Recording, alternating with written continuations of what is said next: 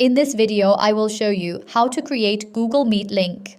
If you find this useful, then please consider subscribing and liking the video. Google Meet is a great way of communicating with others across a video call or just a voice call, and you can have a meeting or a conference or just a casual chat. And a link means others can easily go and join it as well as yourself. So once you go and have the link, you can go and send it to people. So to go and get started, just come to Google and you need to head to the top right. Click Google Apps in the top right and then go and find the Meet option and you can go and tap there.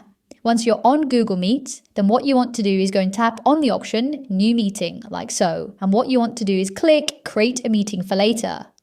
Then you're going to go and get given a link here, and this is it. So you can go to the right and press copy, and you can then go and start sending it to people. Save it yourself somewhere, maybe in an email.